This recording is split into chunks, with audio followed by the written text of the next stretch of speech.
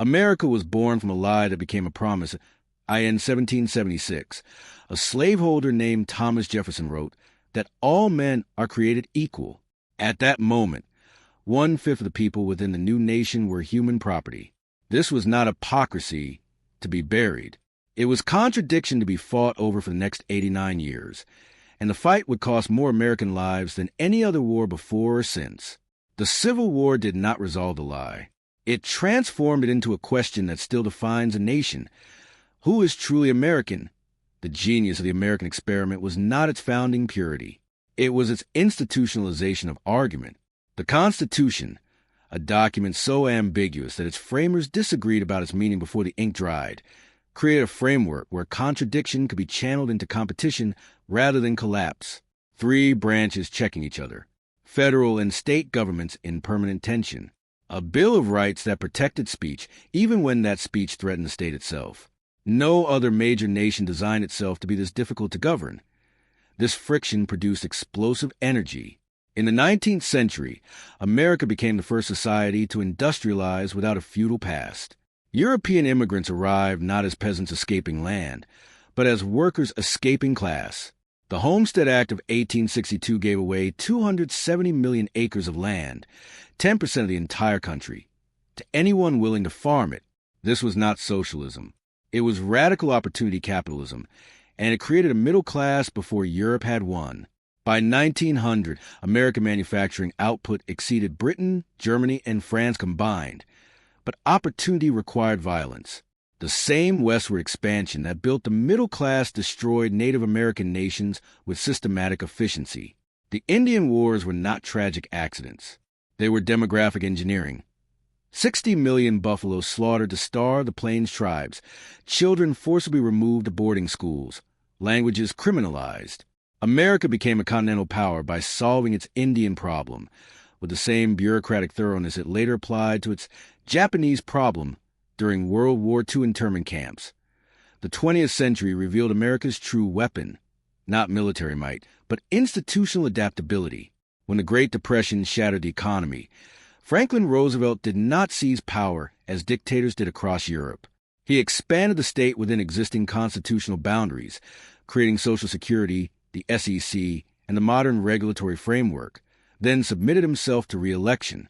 When Japan attacked Pearl Harbor, American isolationism transformed into global mobilization in 6 months. The arsenal of democracy produced more war material in 4 years than the Axis powers combined. This was not mere industrial capacity. It was a capacity to redirect an entire economy without destroying its democratic character. The post-war settlement was equally paradoxical. America built the United Nations, the Bretton Woods system, and NATO, then violated their principles repeatedly. It championed decolonization while overthrowing democratic governments in Iran and Guatemala. It fought communism in Vietnam with the same determination it later applied to fighting terrorism in Iraq, learning painfully that military supremacy does not guarantee political victory.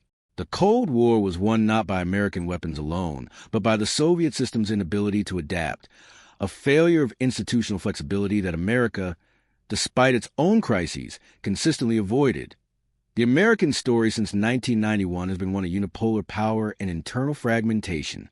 The United States spends more on defense than the next 10 nations combined, maintains 750 military bases across 80 countries, and its currency underpins global trade.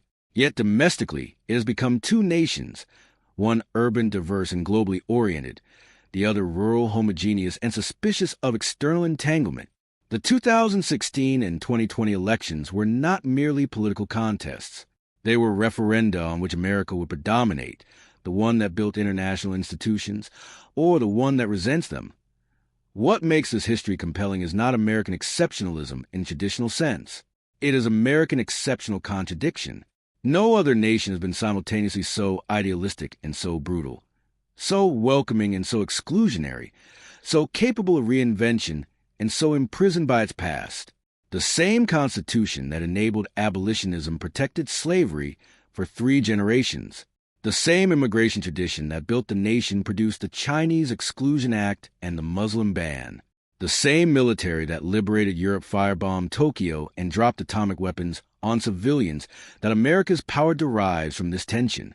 It is not a settled identity, but a permanent argument between equality and hierarchy, between openness and security, between the city on a hill and the fortress behind walls. This argument has produced slavery and civil rights, manifest destiny and the Marshall Plan, McCarthyism, and the moon landing. It has made America the most innovative and the most unequal developed nation, the most generous and the most punitive. The historian's question is not whether America will resolve these contradictions. It is whether it can continue to thrive within them. The American century may be ending as multipolarity returns, but the American method, institutionalized argument, perpetual reinvention, the transformation of internal conflict into external energy, remains a singular achievement in political history. The republic born from Jefferson's lie did not become perfect. It became powerful by remaining permanently unfinished.